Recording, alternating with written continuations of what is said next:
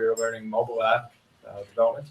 So I want to build something that I would find that is simple to build, that I would actually use my day-to-day, and maybe even a lot of children around, and Darren, around the world. So the app I'm going to build is kind of tailored towards Minecraft. So I'm going to pull up a form here.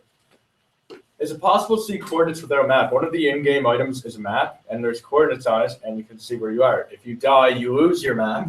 And I feel like there's a really piss-poor design that you can't see coordinates without a map. So if you die, that's it, and you respawn back where you originally did. Darren, you know how this goes. Darren plays Minecraft with his son, which is really cool. Yeah, so I feel like if there's an easy, very like the default template that we were dealing with, if you do side menu, is playlist and playlists.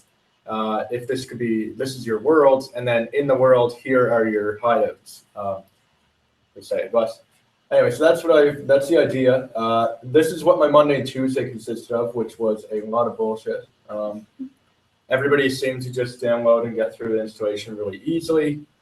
I did not. I was here during the snowstorm on Tuesday from 9 to 5:30, and it turns out that when I downloaded Xcode, it was just this really weird thing. It didn't have the latest version, but if you went to like check version, it said it was up to date, but it was not up to date. Anyway, this led to a lot of error messages, a lot of why, and me getting behind.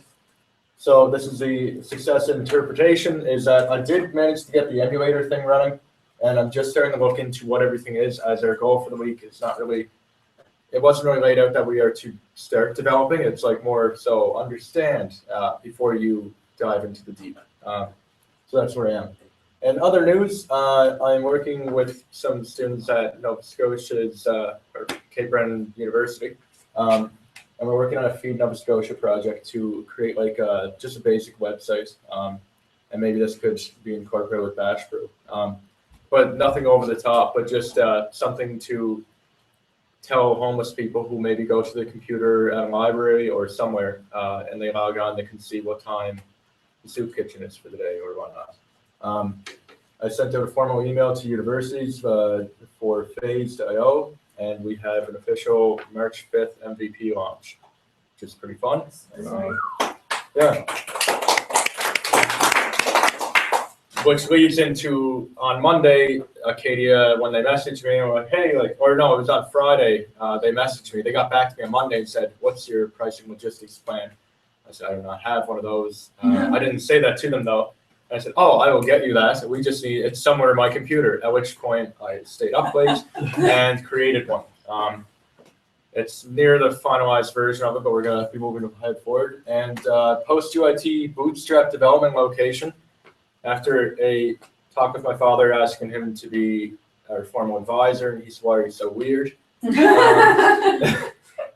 said, Brian is welcome to stay in my house, worst case scenario. And hopefully, so Brian will have a bedroom. And my brother's name is Brian, and he will be staying in Brian's room. Yeah, it's like we're getting Brian. And we're going to develop this out of the basement in worst case scenario, and assuming that everything goes smoothly and it takes off. Yeah, so worst and best case scenario. Brian's eyes every morning at breakfast. Yes. And that is the end of my PowerPoint. When are you guys moving in together? The sooner the better. We're here until like the end of, we're trying to figure out like when we get the boot from UIT.